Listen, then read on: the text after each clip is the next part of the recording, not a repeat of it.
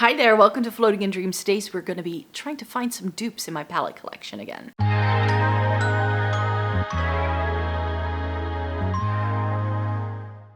Welcome to everyone watching today. Thank you so very much for joining me. This video is a monthly series that I'd like to do where I take 4 palettes, sometimes a bit more, sometimes a bit less, with color stories that I feel somehow overlap or that might just be similar in a way to determine, do we need these all? Is it maybe too similar? Maybe there's something newer on the market that is similar to something that's already been discontinued. So to try and find these things within our collections and to also rekindle some of the enthusiasm that I have for some of my older palettes as well, that definitely goes into this video as well. I've got 4 palettes here for you today. The color stories aren't necessarily in line with what we got going on right now, but the main palette that is featured in this video, which I will tell you about in a minute, has just been re-released after it not being having been available for a while again. So I thought I could do this video here to show you that that color story is really not that unique anymore.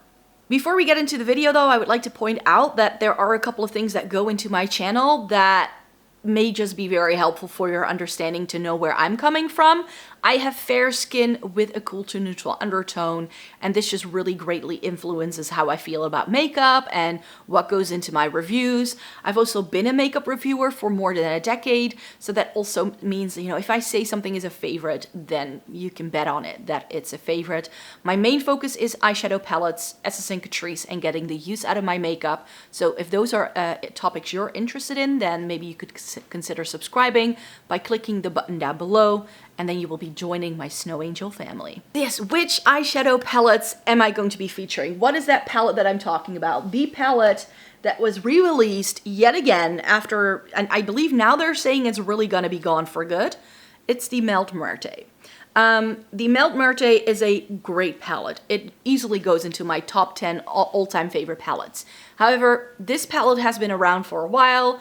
It's been around for years, and it was discontinued because it was supposed to be limited edition, and then by popular demand, I think last year, around this time last year or fall last year, this came back. Then it was discontinued again, and then all of a sudden, the other day, Melt announced again that they were now going to be restocking it for the very last time.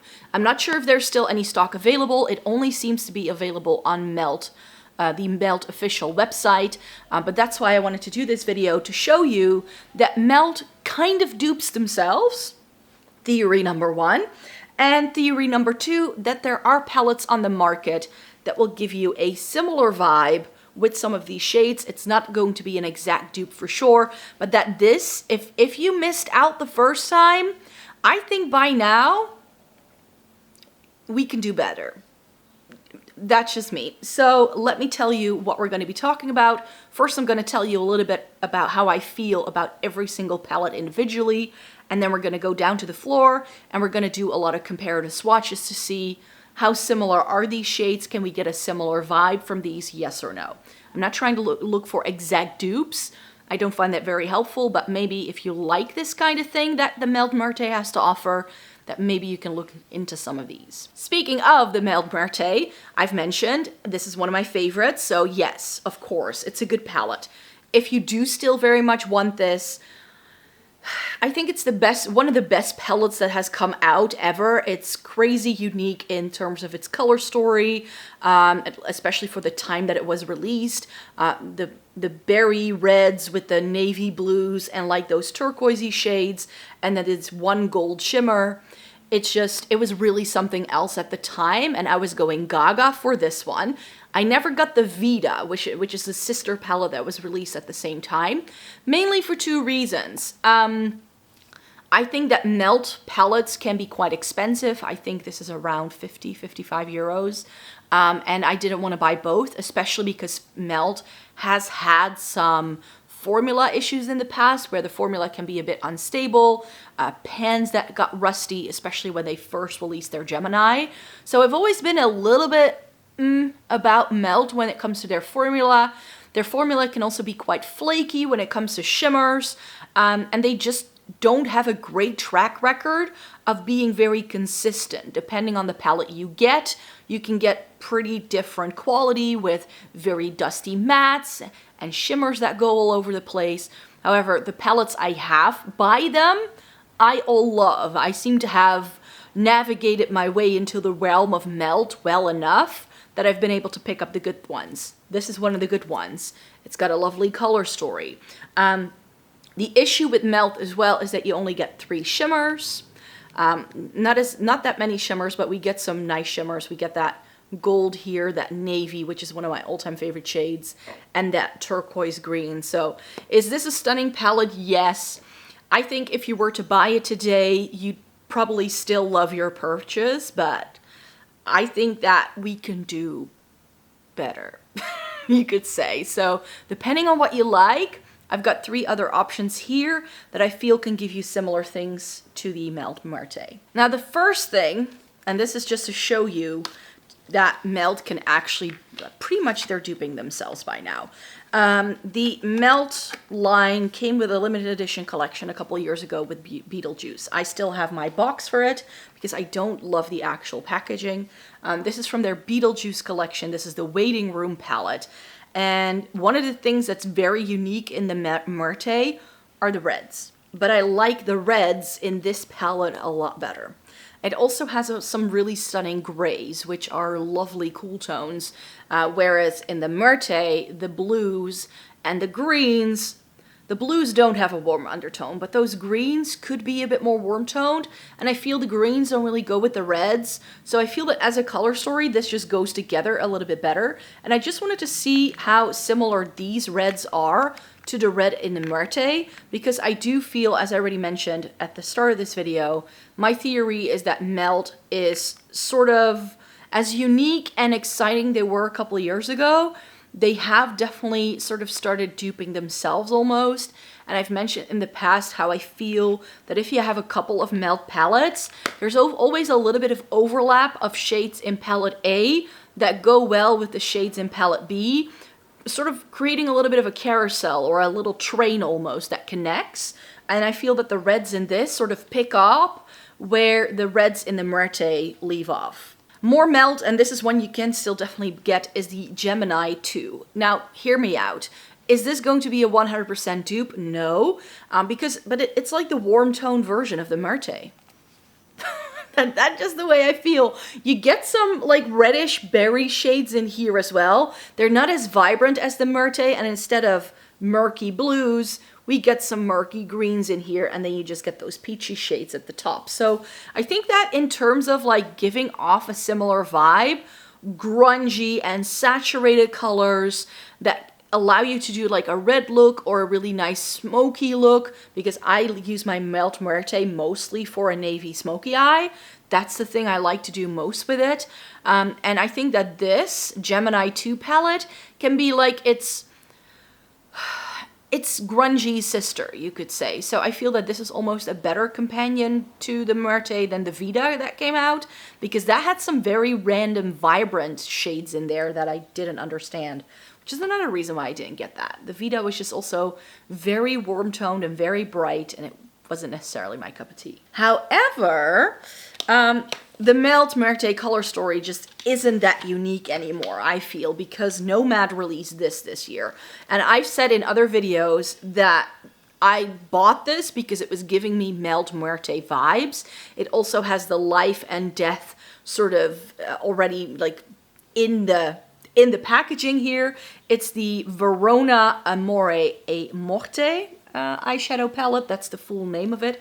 I just call it the Verona for ease of use. And you can see, I hope, when I open this up, what I mean. You also get those reds with some pinks thrown in, and then those grungy navies. You don't get the turquoises in here. But I feel that in terms of like a vibe, just this passes the Melt Muerte vibe check. It's less expensive than the Melt, since the Melt is by now only available through their official website. If you're anywhere that's not the US, you're going to have to pay for shipping and handling fees, which is also the case with Nomad. And I feel that from a price point perspective, this is about $10 cheaper than the Melt Muerte is. This is like $40, $45 something like that.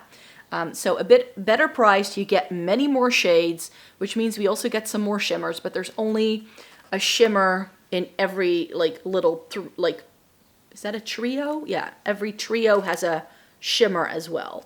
I didn't love the shimmer formula in here, but we do get a really stunning multi-chrome in here. That's a bit more of a plum. So I feel that if the melt seems a bit limiting for you, you want a little bit more to make it easier for you to blend certain things, then the Nomad Cosmetics Verona palette can indeed be a really good alternative.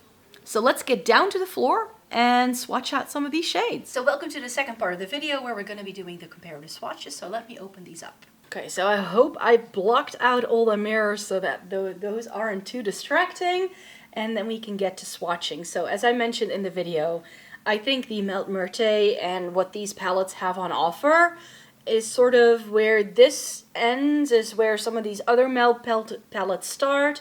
And I feel that this can be a good alternative if you missed out on the Muerte, or if that's difficult to get, or it's really now gonna be disappearing, that this can give you similar-ish looks depending on what you're looking for. So I believe I said that I wanted to swatch these reds against these just to be on the safe side. So let me do that first.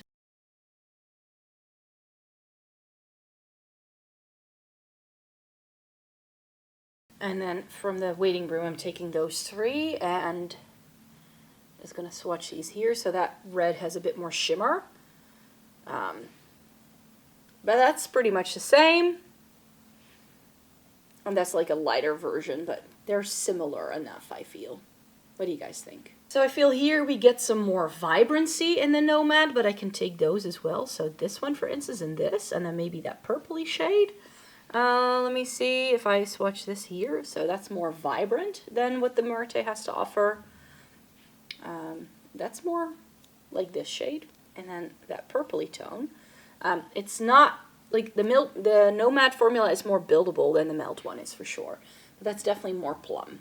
Now I know in terms of shimmer, these three aren't going to correspond to what's in the Melt, but I think the mattes could come close. So let me do that.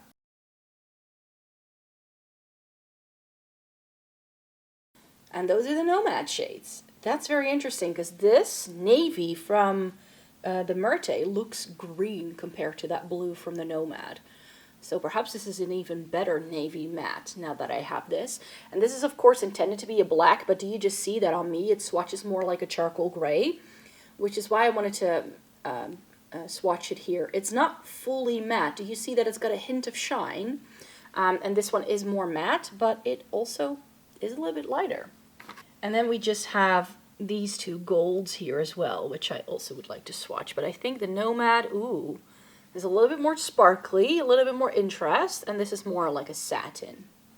I wish this shade was in here. Yeah, that's the two golds that we can compare as well. And then I think, wait, like this is more like orange, but maybe something like this, and I don't think the Nomad has this because this is more plummy, but maybe we can also pull in some of these Gemini shades now because these two I think look similar. Let me do that first. So these two. So here's the waiting room and here's Gemini 2. They're the exact same. As I mentioned in my video, in the first part of this video, I think Melt is recycling shades, or at least doing things that are so similar. I think also in this like reddish tone, like this one, and this one could be this and this. So here are those two from the Gemini, and then this is the waiting room, and they're the same. So if you've ever missed out on waiting room and you would like to get some of those reds, the only thing I think you're not getting are these two shimmers and the gray tones, of course, but matte wise, like I think like these three shades are these three for sure. Okay, and we saw that these two and this is also quite similar, which is why I was thinking maybe, you know, it's a similar vibe. It kind of fits into the same vein, even though these are different. Let me now grab this, this, and this. I know they're not going to be the same. I think the Melt has a much more interesting formula. It's got like more of a cranberry vibe. And then the Nomad has more of that blue flip to it, which means it goes with the cool tones. It kind of gives me this kind of vibe, like these Nomad ones. They have that vibrancy that the Muerte has in those pinky blues. And also in this one, by the way. This one was a bit disappointing, though, when I was using it. It was very sheer. But yeah, that's sort of filling this gap here. So let me swatch, especially this like green shimmer. I know they're different shades, but it's sort of like, you know, it does in the Nomad palette with these shades too for the Muerte. Of course, we have that darker green there. Very stunning. But do you just see that, like, this has a similar level of saturation to the Nomad and to the Muerte, and these ones as well. Like, it's giving you that vibrant pop of something to contrast against the darkness. And then I think I can take these two grays and see how it compares to this. Maybe this one as well, just for funsies.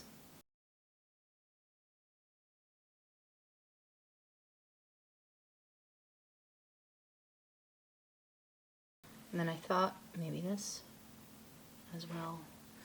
Yeah, do you just see that kind of goes with a similar vibe? The Waiting Room is far more gray tone, though. Of course, I swatched that mauve here as well. I think that's what I'm missing in the Waiting Room, actually, because these two grays are too similar once they go onto the eye. Like, you can just see here in the swatch that it's just like a lighter and a darker gray with exactly the same undertone. Maybe if this had more of a mauve tone, like the Nomad does, that it would have worked better with these like pinky purples as well. Or the pinky reds, I should say. Now, another thing I can compare are these three warm tones to some of these warm tones here, because there are some things here that they're more pink, I would say, than peach, but that I think, again, can sort of fit a similar bill. So here's the Melt. And then we're going to grab this, and this, and those four mattes. Just to see, like, it's got more vibrancy to it. Like, this shade could have gone into the Gemini so perfectly. And again, in the Gemini, we just get two, like these two peachy shades. I really didn't need those. They're far too similar. And then for that bolder moment, you have your Nomad shades for sure. I do really like this shade. This rosy tone is stunning as a crease shade. So then it's interesting shimmer time, because I haven't swatched the blue yet, this taupe, this orange, or this one yet. So I think that can be next.